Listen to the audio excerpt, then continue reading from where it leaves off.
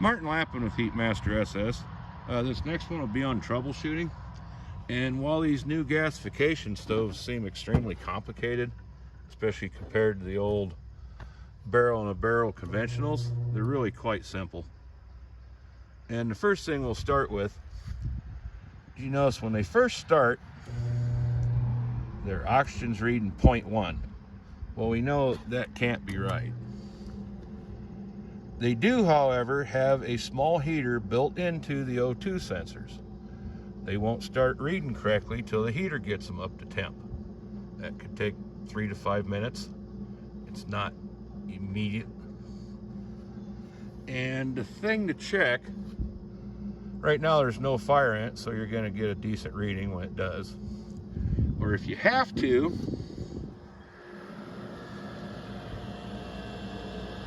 unplug it, takes a 7/8 inch wrench, unscrew it, and I just hang it over a convenient spot and plug it back in. And then when it does read, you should have a reading of around 20.3. And depending on your elevation, that's not the actual O2 content in the atmosphere, because that changes with elevation. However, since we're not measuring the atmosphere, we're actually measuring the O2 in the exhaust. The 20.3 is where it's calibrated from.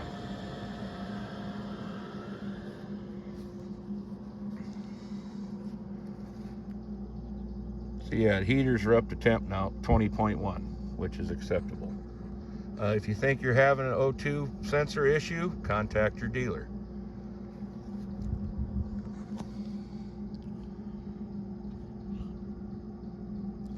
Now, there's several things that new owners have issues with, and it usually comes down to whether or not it's gassing.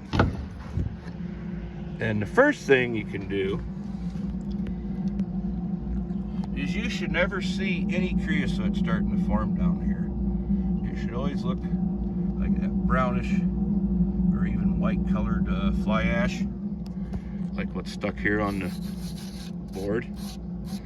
You should never see creosote.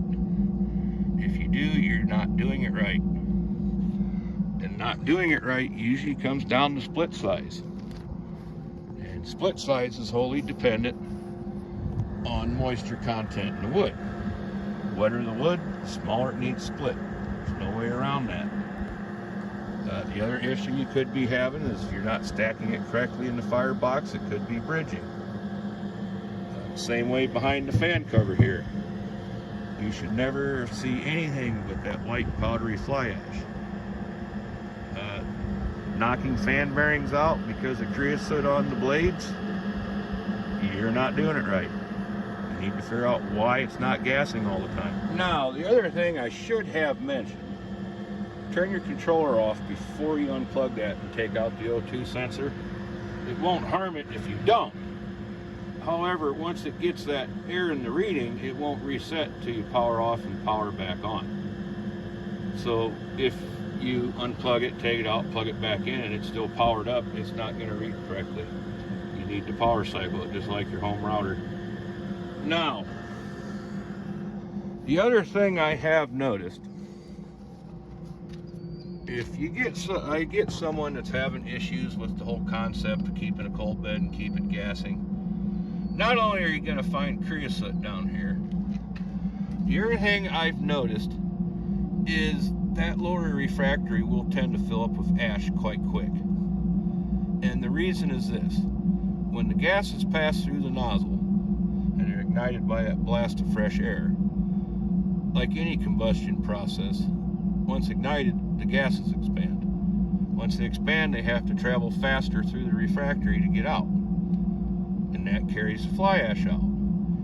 If you don't have that ignition of the gases, they flow through that lower refractory slow enough, it just dumps all the ash in it. It'll fill up quite quick. I've gone, and of course I'm doing it the old way. I stir the cold bed every time before I load it. And I've gone over 2 weeks and never touched that lower refractory and had no issues. If it's not gassing, it may plug up in less than a week.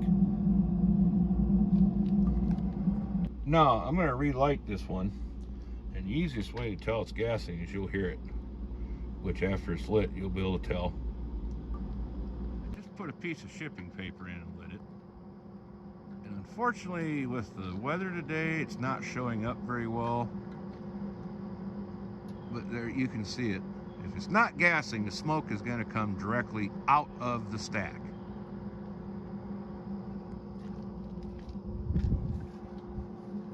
And yeah, that's not any better. Well, a little bit. But normally when they're running, when you first put a fresh load in, you might get a little smoke. But once they're up and running, you'll see none out of that stack. If the weather conditions are just right, you'll get some condensation above it, like you get out your dryer vent or furnace vent from the house. And that'll usually form 6 inches to a foot over the stack. That's how you tell if it's gassing or not, just by looking at the stack. You can still, a little bit, you can tell. That's smoke yet, it's still taking off. It may be a whole 10 minutes now since I lit that piece of paper. Even when you crack the door, you can hear it has a good draw. Maybe the phone will pick it up if I'm closer. If you don't hear that, you're plugged up somewhere. You could have the bottom packed full of ash, side panels could be packed full of ash. It comes down to actually having to clean it once in a while, folks.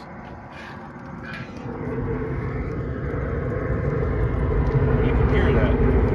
It's the sound of the gases running as it passes through the nozzle. When I open the smoke bypass, it quits. Of course, you can hear the fan now because the bypass is open. We'll close the bypass again. Bypass closed. Bypass open. Bypass closed. You should hear that sound when it's gassing correctly. If you don't, again, it's here because you don't have enough cold bed. Or you could have something plugged if you haven't been cleaning it regularly. Now, if someone calls me and they're, well, this stove just will not run. It's run all day and can't keep up. The first thing I do when I get there is take a piece of paper, or in this case, a dollar bill. And if you got good airflow, it should hold the piece of paper up against the damper. Same thing on the bottom.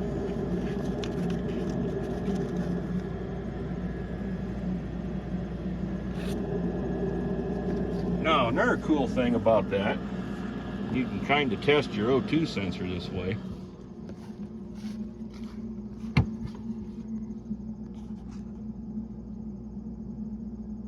So yeah, I just covered one port up, so it's still readjusting.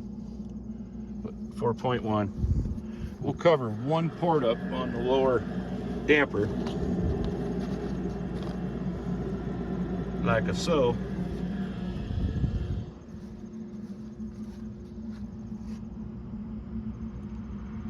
The O2 reading's going down because we cut the airflow off.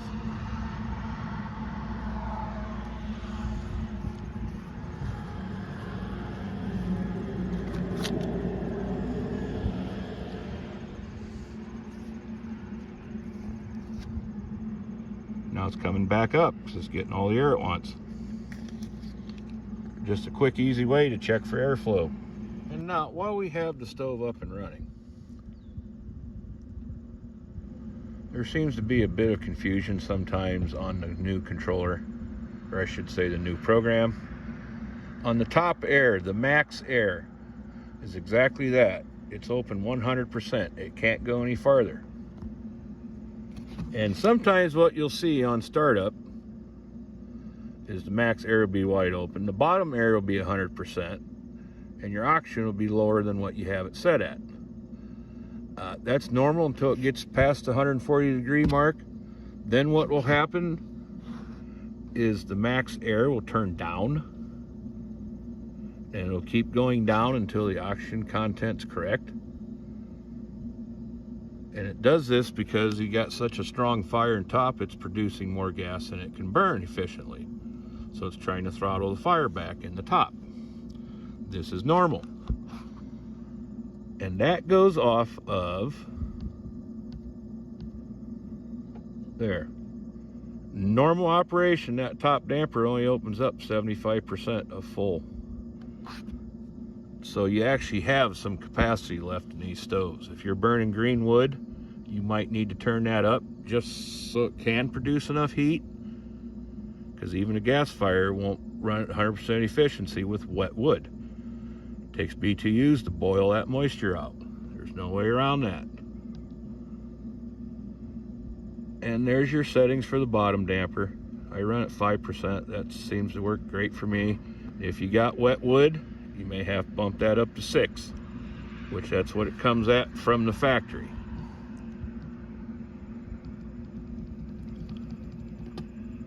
Now, the other common thing I've had from new owners is some of them are just convinced something's wrong with the stove. It's just a lazy fire in top. It's not burning very hot in top. Well, we don't produce the heat in the top chamber. We're producing the gas that it burns in the lower one. In the lower chamber, and the heat exchanger tubes are where we're getting the BTUs from. You just need enough fire in the top to keep the process of breaking the wood down into gas and coals. That's all you need. You don't need a roaring fire in the top. You don't need to cut bigger holes in the damper. You don't need to add a bigger fan. That's the way it's supposed to work. Now, lastly, and I cannot stress this enough, you got to clean the stoves once in a while. If you do it weekly like I do, I have a video up of cleaning the new G7000 out. It doesn't take 3 minutes to do it. You save yourself a lot of heartache. And there is the container I clean the ashes out into. I can go over a month and not have to dump that. You just, if you're running right, you don't get a lot of ash out.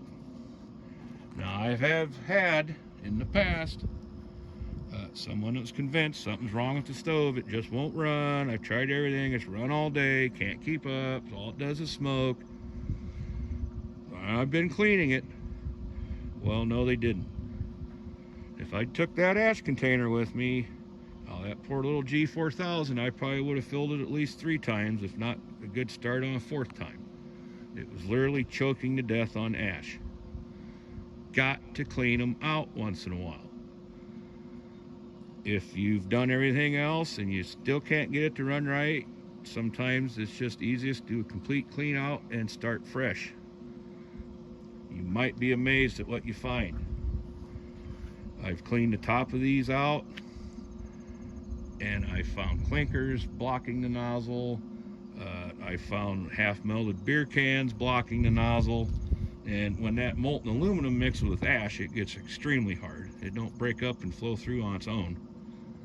And by the way, the whole empty beer can in the fire thing is a wives' tale. There's not one single ingredient that food grade aluminum and creosote destroyers share. It's just an old wives' tale.